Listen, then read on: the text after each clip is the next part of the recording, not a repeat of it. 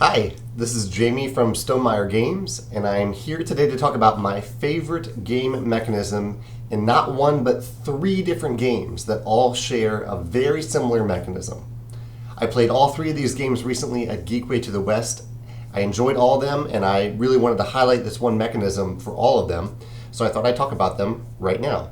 Those games are Steam Time, Egizia, and Glen More. If you've played even two of those games, or even one, you can probably guess the mechanism, and that is that they all use a one-way time stream for action selection. So I won't go into base. It works a little different in all these games. So Steam Time has these big tiles that have, I believe, 5 different actions that you can take on them, and there are either 5 or 6 tiles. I can't remember exactly.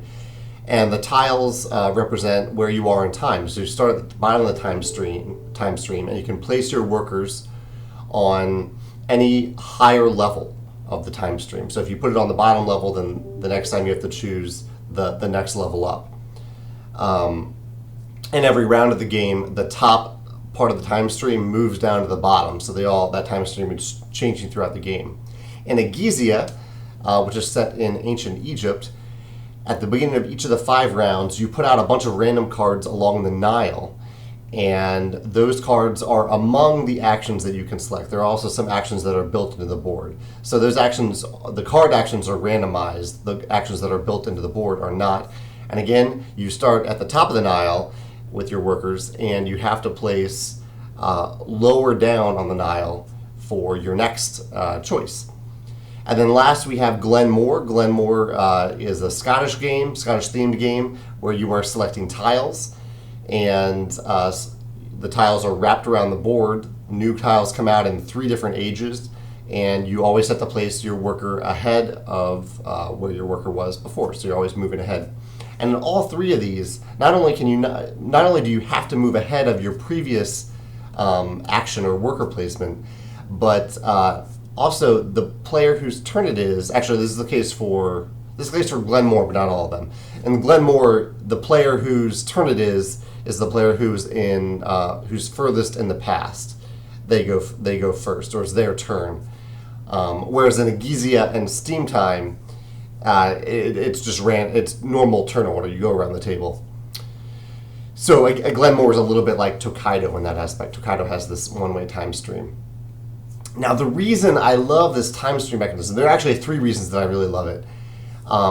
One is that, especially if you're learning the game for the first time, as I was learning all these games for the first time, it helps you assign value to actions, because time is a resource. It's not a resource you're spending, but you know that if you jump way ahead on the time stream, you are losing out on picking a bunch of different actions that happened before that, and you're making it easy for the other players to get those actions without having to compete with you for them.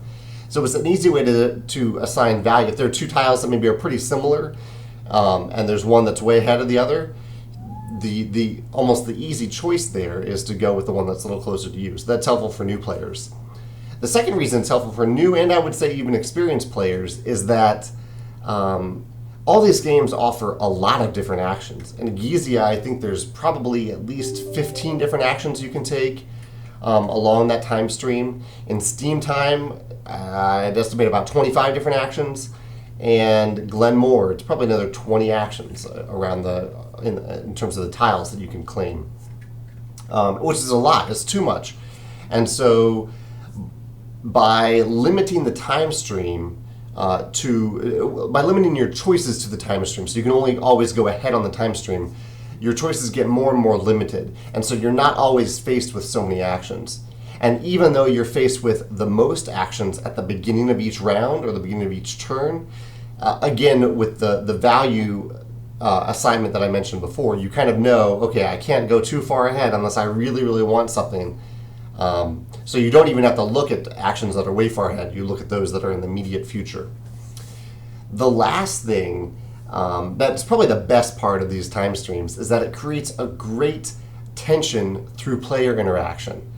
The amount of tension, it's that right amount of tension that you often see in worker placement games, because you might see something ahead on the time stream that you really, really want, but you have to decide, you have to look around at what the other players are going for to see if it maybe works well with them. And maybe if it doesn't work well with them, you know that you can hang back and get it later.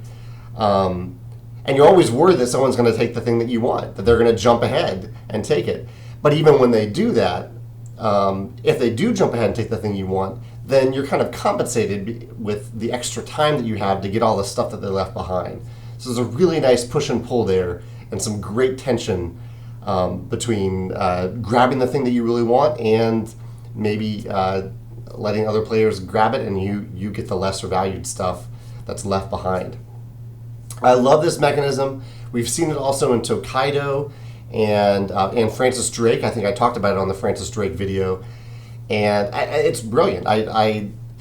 I'd love to see it in more games, and I'm glad to see that games continue to come out with it with that theme, because I think both Glen More and Egizia were a little older. They're about 8 years old at this point, and Steam Time is much newer, so clearly it's still in the eyes of some designers. So if there are any games that I've left off that list, I'd love to hear what you think about those games that use this one-way time stream. And if you have a different favorite game mechanism in Egizia, Steam Time, or Glen More, I'd love to hear about it in the comments. Thanks.